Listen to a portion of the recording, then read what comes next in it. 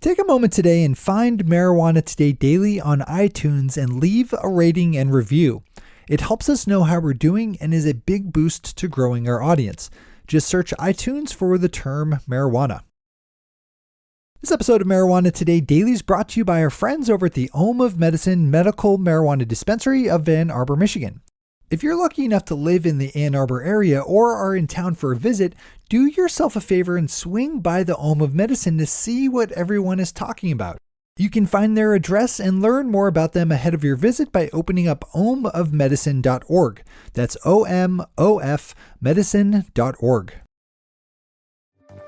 Good morning, Marijuana Nation. It's Thursday, May 4th, 2017, and you're tuned in to episode 239 of Marijuana Today Daily. I'm your host, Shay Gunther, and I'll be walking you through today's marijuana news and headlines. As always, we have a full and busy day of cannabis news in our hands, so let's jump right into it. Our top story of the day is the big news that Pennsylvania Congressional Representative Tom Marino will not be appointed to lead up the White House Office of National Drug Control Policy, or ONDCP, a position that is informally known as the nation's drug czar. I first reported on the announced anointing of Representative Marino to lead up the ONDCP last month after the Trump administration announced him as its choice to take over for acting director Richard Baum. U.S. News & World Report is reporting that the White House is not saying why their appointment of Representative Marino was being rescinded, though it could be tied to controversies around some shady business and legislative deals the Pennsylvania representative was involved in back in the 90s and 2000s. While this is likely good news for the world of drug reform policy, as Representative Marino was known to be an old-school drug warrior, we should hold our ultimate judgment until we see who the Trump administration puts up next. We will certainly follow this one. In a great follow-up to yesterday's top headline about the legislative advancements seen in Vermont in pushing to legalize adult-use marijuana, Valley News has an insightful, if a bit sobering, take on the chances that the Vermont legislature will be able to finish the job this policy-making session.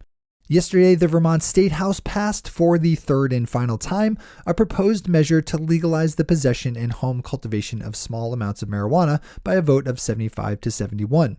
House Bill 170 would legalize the possession of up to an ounce of marijuana and the home cultivation of 2 mature and 4 immature cannabis plants. But as the Valley News is reporting, there's not much of a chance of the state Senate being able to consider the bill with the end of this year's legislative session wrapping up this week. State Senator Dick Sears of Bennington, chair of the Senate Judiciary Committee, summed it up with a bit of a jab to his state house colleagues when he said, quote, "It's just impossible. I'm sorry that it took the House until May to vote on a bill," unquote. I'm a bit wary of calling this one dead, as I've done that in the past only to see legislation flare back up. But right now, as the Valley News is reporting it, the only chances of Vermont legislatively legalizing adult-use marijuana this year seem to lie in the slim shot that the House could approve House Bill 176, a competing amended bill that's already passed Senate muster. This is a good story to click over and read. Our final top story of the day is the news out of New York that the state assembly has voted 131 to 8 for a proposed bill that would add PTSD to their list of medical marijuana qualifying conditions.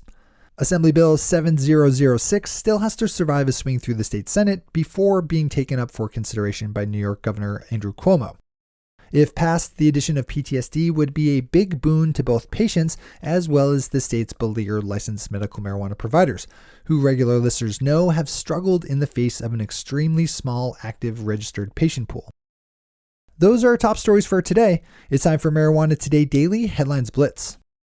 Before we blitz it in headlines, let's quickly thank our sponsor, the Om of Medicine Medical Marijuana Dispensary of Ann Arbor, Michigan. If you're around the Ann Arbor area this weekend, swing on into Om on Saturday night for one of their signature comedy shows. The show is free and open to the public, and this month features comedians Chili Chalice and Thaddeus Chalice, who will be doing their best to bring the house down with laughter. Doors open up at 8:30 p.m. with the show set to start at 9, so don't be late. Comedy nights are just one of these small ways that the Om of Medicine works to provide value to their community. Learn more about the Om of Medicine and all the good things that happen there by opening up omofmedicine.org. That's omofmedicine.org. All right, time for the Blitz. Turning to the international scene, Canadian licensed medical marijuana provider CanniMed Therapeutics just announced that it has delivered the first commercial shipment of cannabis oil to the nation of Australia, which is slowly shrugging off marijuana prohibition with the formation of a limited medical marijuana program, dependent, at least for now, on imported medical marijuana products from other countries like Canada.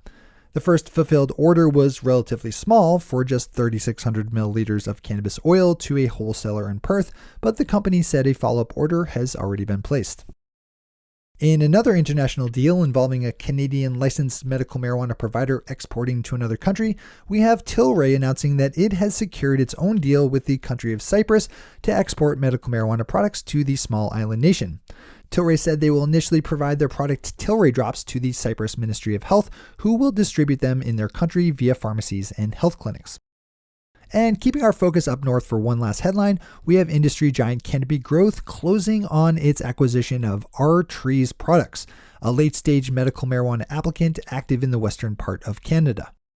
When fully licensed, the company said they will build and operate a 90,000 square foot cultivation facility that will be named Tweed Grasslands that will be expandable to as large as 300,000 square feet.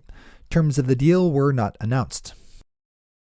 Weed News has a story up about a local marijuana festival in Pennsylvania being denied the right to formally adopt a highway, the program where civic groups get to put their name up on a sign alongside roads and highways in exchange for picking up the trash accumulated alongside. According to Keith Mansur over at Weed News, the Pennsylvania Cannabis Festival actually went through the process of picking up their stretch of road, only to be told afterwards that their application was denied. This is one of those interesting little stories that nicely demonstrates the still present friction between marijuana and certain parts of our society. DeMaurice Smith, executive director of the NFL Players Association, is speaking out about medical marijuana in the wake of recent comments about the use of cannabis by NFL Commissioner Roger Goodell, who somehow managed to keep a straight face recently while citing his concerns for the potential harms marijuana use could cause professional football players. Well, actually, he said he was worried about being held accountable for damaging the health of players if he were to allow them to use cannabis, but that's a finer point than we'll get into here today. In a television appearance on Tuesday, DeMaurice Smith said, quote, "We intend to present a proposal to the league that has probably more of a therapeutic approach to those who test positive for marijuana. The idea is simply to make sure that we understand whether a player is suffering from something other than just a desire to smoke marijuana. I think all of us would want to have a process where if there were truly a problem, we're treating the problem instead of just treating a symptom," unquote. As Deadspin points out, the use of medical marijuana in the NFL is a complicated one, with team owners seeing it as a bargaining chip to be used to extract as much money from the players' union in contract negotiations as possible. This is another good one to click over for the full read. As always, we have all the news we cover linked to on our website at mjtodaydaily.com and on our Twitter account at mjtodaydaily. Colorado Congressional Representative Jared Polis is firing back at a New Jersey lawmaker after the state legislator made some disparaging comments about Polis's hometown of Boulder, Colorado. In a newspaper Q&A, New Jersey State Assemblyman Parker Space wrote, quote, "A constituent of mine told me the story of his visit to Boulder, Colorado, and how disgusting he found it. People lying in the walkable town center, stoned, dirty, and like zombies that you practically had to walk over. What's worse is that some actually had their children with them. He told me not to let this happen to Sussex County," unquote. The answer was in response to a question about the possibility of New Jersey legalizing adult use. As anyone who's actually spent time in Boulder, and I actually lived there for a number of years, that's about as stupid as a comment as it gets. That town is gorgeous. Expensive as all hell, but beautiful and vibrant and gorgeous. Yeah, maybe it has some hippies, but not zombies. In defense of his hometown, Representative Polis tweeted, quote, "Zombies? Maybe he visited Boulder during our Halloween mall crawl," unquote. In addition, Polis wrote Space a longer letter in which he invited the New Jersey Assemblyman to actually come and visit Boulder himself.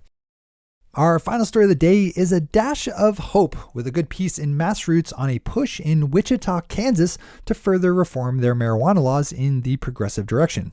During a recent city council meeting, a change in Wichita police policy in regards to marijuana was announced, whereas police officers who find people possessing less than 32 grams of marijuana will now levy a fine of no more than $50 to that person instead of arresting them as they have been doing.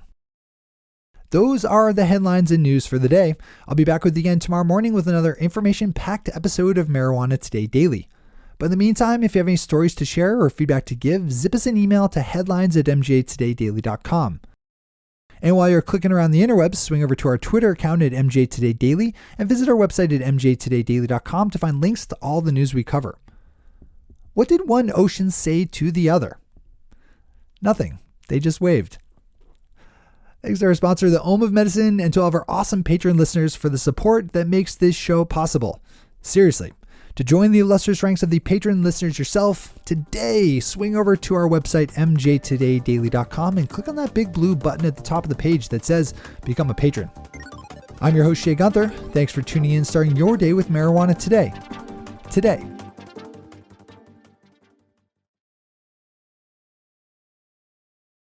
One take, Shay. One take.